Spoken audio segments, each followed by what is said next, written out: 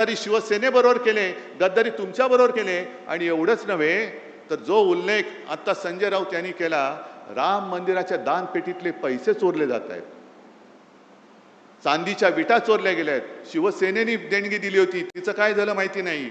चांदीच्या विटा दिल्या होत्या, त्याचं काय झालं माहिती नाही. शिलापूजन स्वतः शिवसेना प्रमुख गावोगावी फिरले होते, यवतमाळमध्ये सुद्धा आले होते.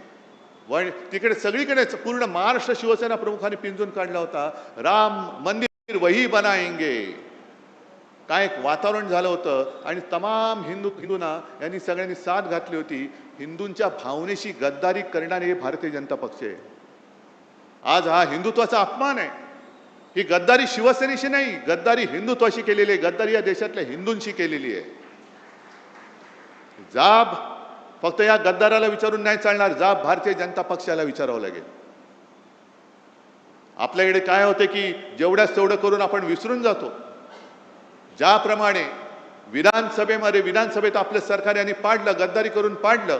2.5 वर्ष तुम्ही राग तुमचा धुमसट ठेवला होता आणि तो राग त्यांना लोकसभेमध्ये दाखवून दिला. यांना काय वाटतंय की आता काही नसताना काही केलं तरी चालतंय. लोकांची स्मरणशक्ती किती आहे? किती आंदोलन करतील? 1 आठवडा करतील, 1 महिना करतील, 2 महिने, 3 महिने, 6 महिने, 3 वर्षांनी जेव्हा निवडणूक येईल तेव्हा आम्ही बघू. नाही, हा राग विश्वासघाताचा जो राग आहे तो धुमसता ठेवला पाहिजे. तुम्हाला जी मतं दिलेली आहेत ती जनता ही जिवंत माणसं आहेत. त्यांच्या न्याय हक्कासाठी म्हणून तुम्हाला मतदार तिकडे त्यांनी खासदार बनवून पाठवलं होतं. आणि विकास निधी कोणाला लागतोय? विकास निधी फक्त काय भाजपच्या बापाच्या मालकीचा आहे का? भाजपच्या विरुद्ध जे खासदार निवडून आले तिकडे भाजपचे मतदार नाही आहेत. आणि भाजपच्या विरोधात ज्यांनी मतदान केली ती जनता माझ्या समोर आहे, पूर्ण राज्यभर देशभर पसरलेली आहे.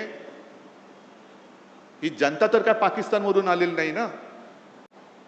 आणि मग विकास निधीसाठी जर का काम अडलं असतं तर जो उल्लेख आपल्या आमदार साहेबांनी केला, देरकर साहेबांनी केला, तुकडोजी महाराज, गाडगे महाराज यांना का विकास निधी लागला नाही?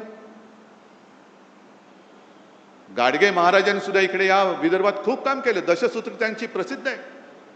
जो भुकेला असेल त्याला अन्न देणं, जो तहानलेला असेल त्याला पाणी देणं, ज्याच्याकडे घर नाही त्याला घर देणं, ज्याच्याकडे वस्त्र नाही त्याला वस्त्र देणं आहे. आणि त्यांनी उभं केलं, एक समाजकार्य उभं केलं, स्वच्छता मोहीम राबवली. कुठे विकास निधी वाचून त्यांचं काम अडलं होतं? कोणतेही सत्तापद त्यांनी भोगलं नव्हतं. ना कधी आमदार झाले होते, ना कधी खासदार झाले होते. पण लोकांना शिक्षण दिलं म्हणून इतक्या वर्षानंतर सुद्धा लोक मुख्यमंत्री किंवा या गद्दाराला मानण्याच्या ऐवजी गाडगे महाराजांना नमस्कार करतात, तुकडोजी महाराजांना नमस्कार करतात. तुकडोजी महाराजांना सुद्धा राष्ट्रसंत म्हणतो. का म्हणतो आपण? आज आपण सगळे हिंदू म्हणून जय श्रीराम म्हणतोच, जय शिवराय सुद्धा बोलतो, हर हर महादेव सुद्धा म्हणतो. तसंच तुकडोजी महाराजांची जी काही भजनं होती त्या भजनातनं त्यांनी एक राष्ट्रभक्तीचं बीज रोवलं, ते या विदर्भामध्ये रोवलं आहे. त्यांच्याकडे पैसा अमाप आहे, साधन सामुग्री अमाप आहे. आमच्याकडे काय आहे? आमच्याकडे जिवंत माणसं आहेत. आणि तुकडोजी महाराज जे बोलले होते, जे शब्द, कदाचित शब्द मला आता पूर्ण शब्दाच्या आठवणार नाही.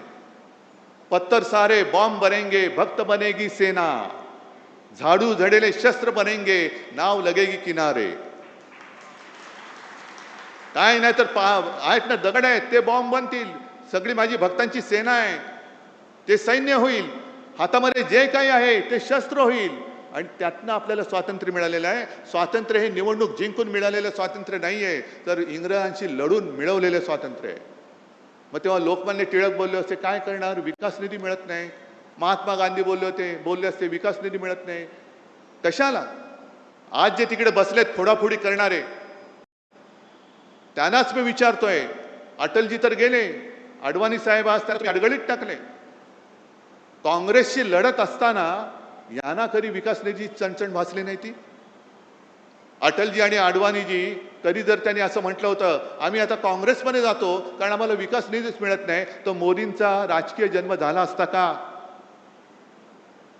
अमित शहाचा राजकीय जन्म झाला असता का? आणि यांना फोडाफोडी का करायचे?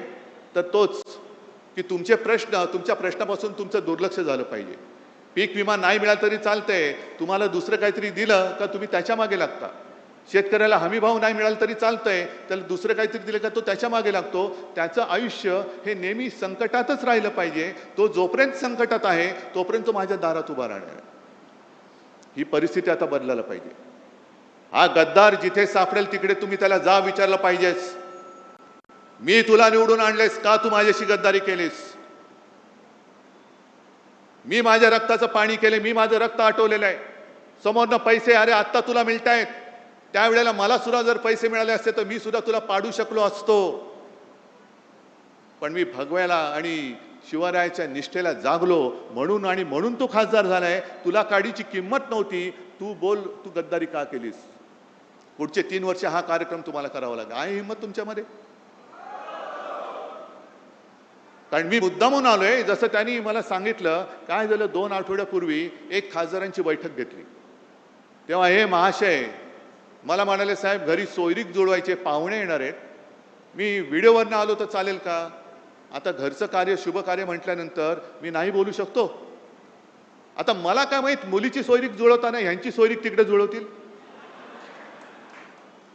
ह्यांच्या हे पाहुण्यांकडे चालले होते का पाहुणे यांच्याकडे येत होते. सोयरीक ह्यांची जुळत होती पण सांगितलं मुलीची सोयरीक जुळवतोय. मग मी रात्री फोन केला, म्हटलं काय जुळला का. हो जुळला की म्हणे. जुळलं. 2 दिवसांनी कळलं, गेले सासरी. आता नांदा तिकडे गद्दारांच्या कळपामध्ये नांदा, गद्दारांच्या लांडग्या म्हणजे त्या कळपामध्ये नांदा. इकडे वाघाचं जीवन जगत होता, तिकडे गाढवाचं जीवन जगा. जे ओझं तुमच्या पाठीवर टाकलं जाईल ते वाहत राहा. अरे प्रेम देणारी संघटना फक्त शिवसेना आहे. दुसरा या जगात दुसरा पक्ष नाही की जो फक्त